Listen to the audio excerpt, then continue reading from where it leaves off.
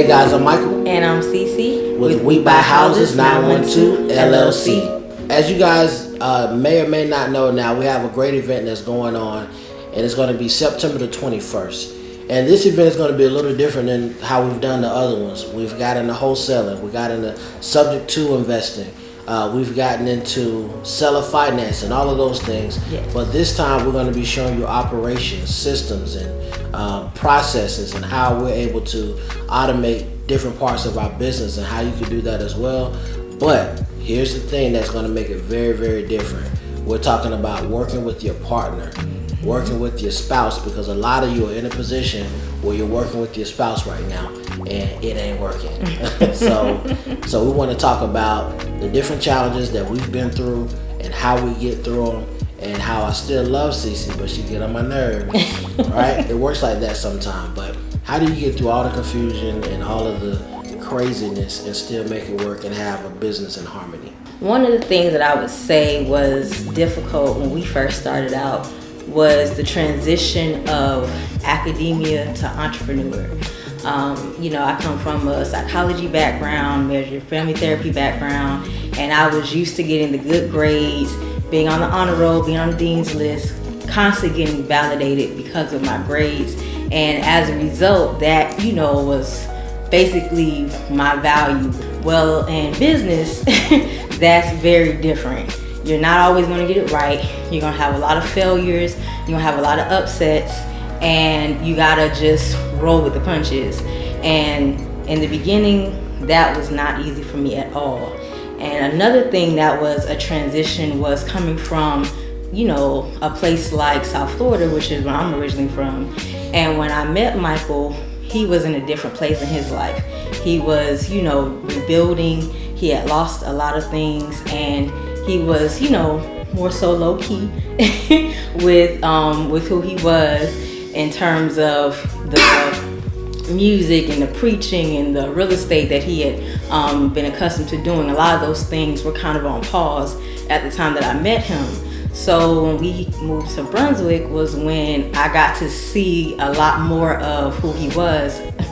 And it shocked me because he was so recognized and so, praised for different, things in his life that he's done and how he's impacted the community.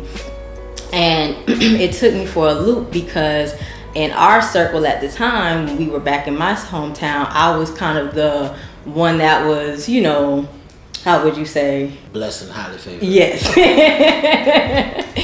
And so, in my circle, you would say I was the top dog, for lack of a better term.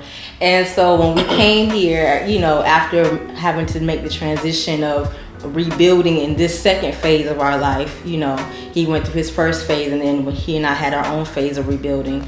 It was very difficult because now I was the new kid on the block. My accolades didn't matter, my grades didn't matter. People saw him as the real estate guy and the smart guy who was the money maker, and I felt intimidated because I'm like, well, I'm smart too, I'm intelligent, I know how to get to the bag as well, like don't try my gangster. But what happened as a result is I tried to absorb things that he had dedicated his life to in 30 days, and so because of that I wasn't receiving from him. And so that caused a lot of clash between us. And while to the public, we were relationship goals, as they say on Facebook, behind the scenes, it was a lot of arguments, there was a lot of tension because he was bigging me up, in front of people. But their perception of who, I was to them as just, the secretary or the one to answer the phone calls just left me feeling very upset. It created a lot of jealousy. It was very emotional for me. It was a big roller coaster ride. And how I got through that was finally admitting that I didn't know it all, and that I had to allow him support his knowledge into me and to also educate myself, and know that it takes time to build, it takes time to learn and grow, become confident, and accept something new, because that's what this was. I was no longer on a hamster wheel. I was no longer on the assembly line of academia and being, in a workplace. This was a whole new environment, a whole new system that I had to adjust to. Once I humbled myself and like really let the ego diminish is when things started to get better.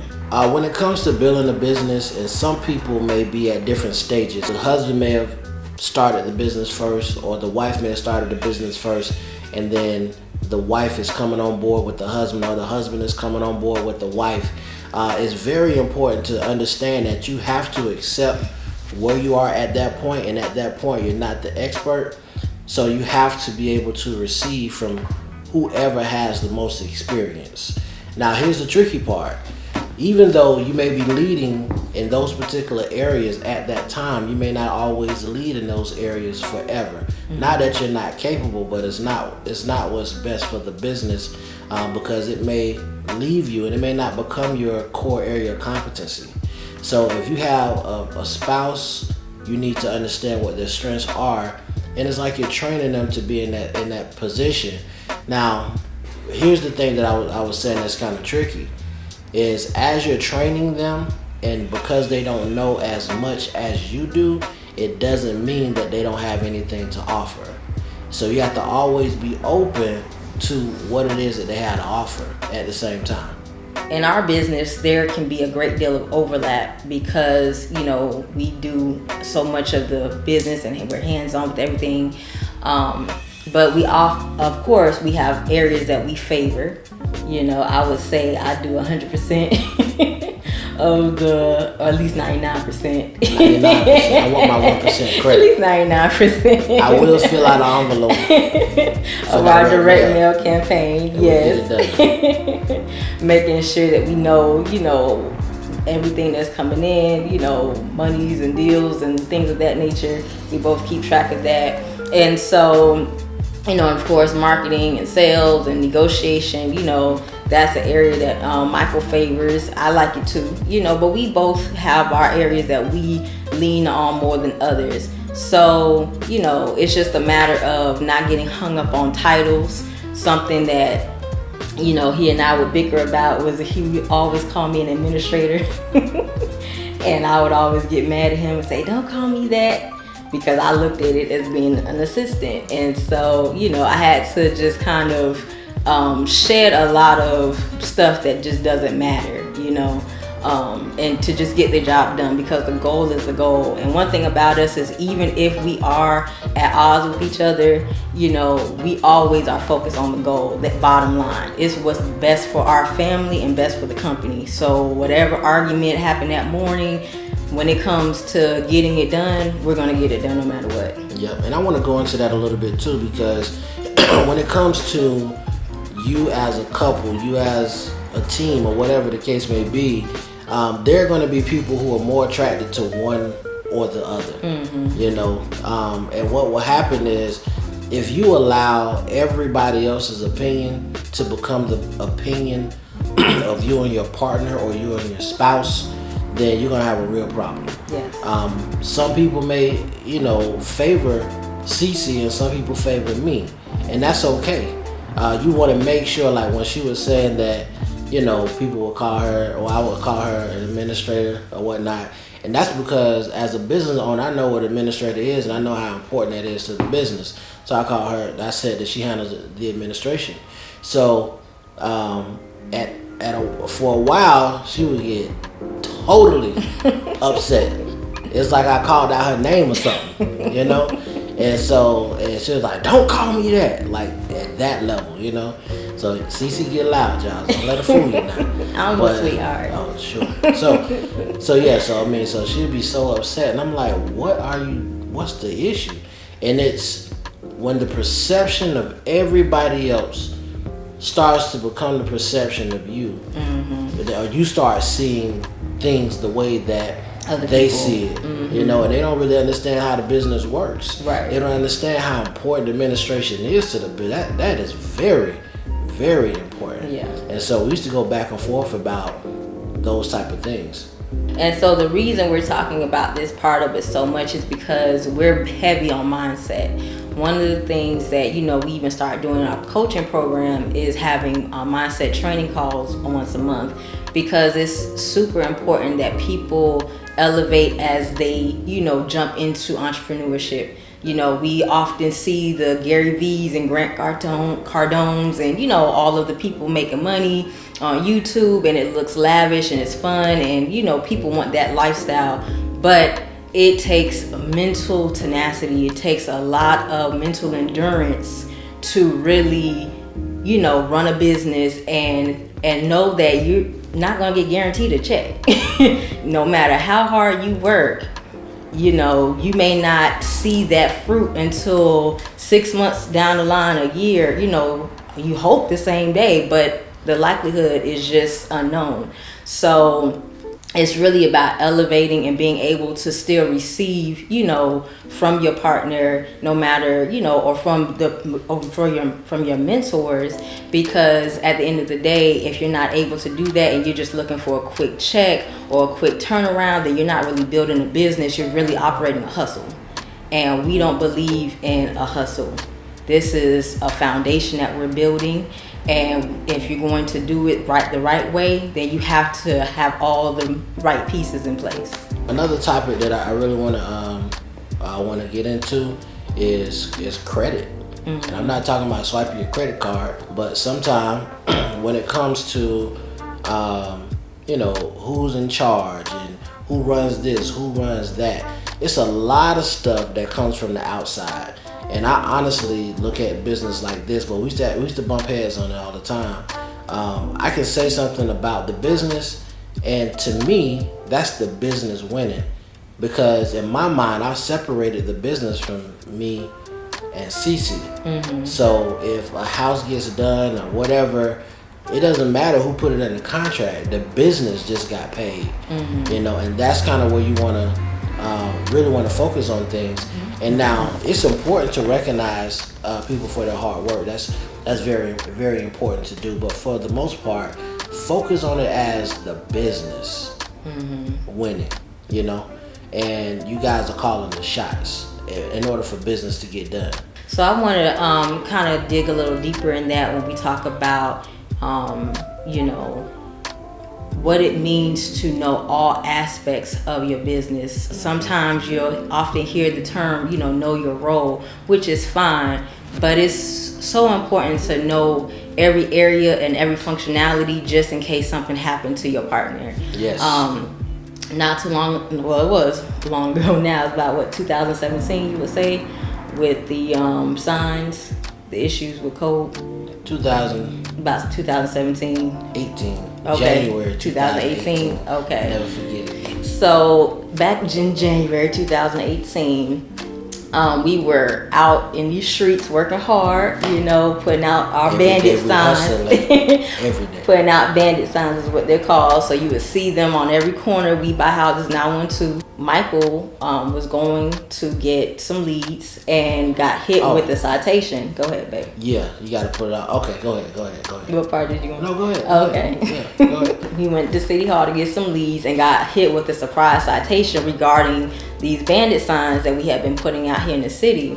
And so on that citation notice apparently had the date that he was to appear in court. Well, we missed that because we thought we were going to get something in the mail. So long story short, they issued a crazy bench warrant for his arrest.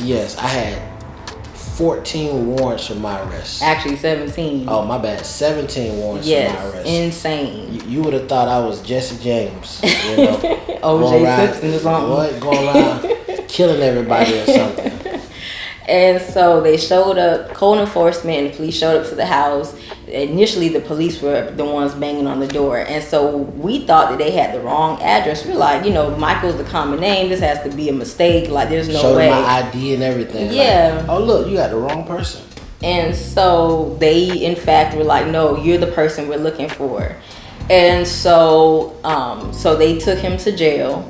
And it was very scary. It was very, high emotions.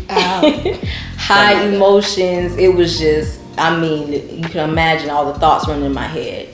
And so I couldn't make contact with him for some hours. Couldn't make contact with the department to see what was going on.